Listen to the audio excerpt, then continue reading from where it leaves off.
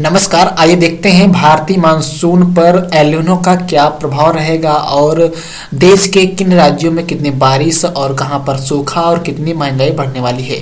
फिलहाल आपको बता दें कि मौसम का पूर्वानुमान बताने वाली कुछ एजेंसियों द्वारा इस साल प्रशांत महासागर के क्षेत्र में एल नीनो के वापसी की संभावना जताई गई है।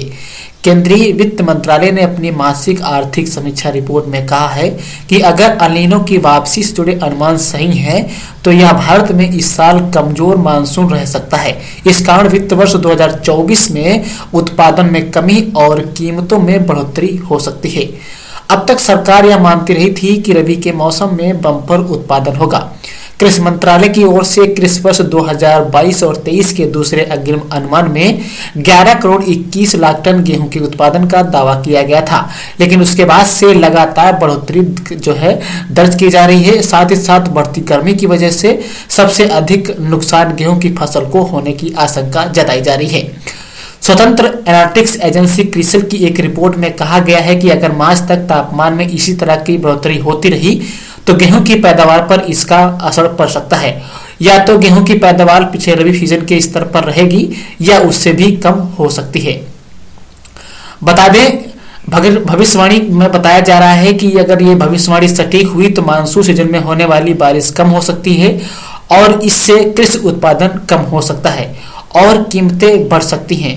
हालांकि वित्त वर्ष 2024 में महंगाई में बढ़ोतरी का जोखिम है और मगर यह पूरी तरह से खत्म नहीं है। इसका कारण है कि जिस तरह से जियोपॉलिटिकल स्थिति बनी हुई है, यानी ग्लोबल इकोनॉमी में अस्थिरता बनी हुई है, साथ ही पूरे विश्व में जिस तरह से ब्याज दरें बढ़ रही हैं, उससे महंगाई बढ़ने का रिस्क हमेशा बना रहेगा। एल नीनो एक जलवायु पैटर्न है और इसका दुनिया भर के मौसम पर असर पड़ता है और इसमें समुद्र का तापमान 3 से 4 डिग्री बढ़ जाता है और इसका प्रभाव 10 साल में 2 बार होता है। इसके प्रभाव से ज्यादा बारिश वाले क्षेत्रों में कम और कम बारिश वाले क्षेत्रों में ज्यादा बारिश होती है।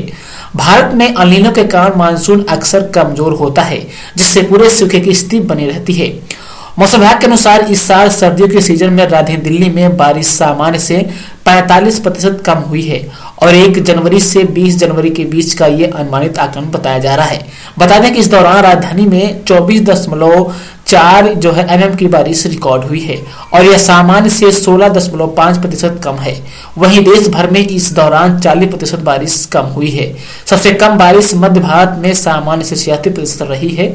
वहीं पूर्वी और उत्तरी पूर्वी भारत में 66%, साउथ नेपेंसुला में 56% और उत्तर पश्चिमी भारत में बारिश सामान्य से 20% कम रिकॉर्ड हुई है। तो ये था अभी तक की ताजा मौसम अपडेट्स। लगातार मौसम अपडेट्स पाने के लिए चैनल को सब्सक्राइब, वीडियो को लाइक जरूर करें।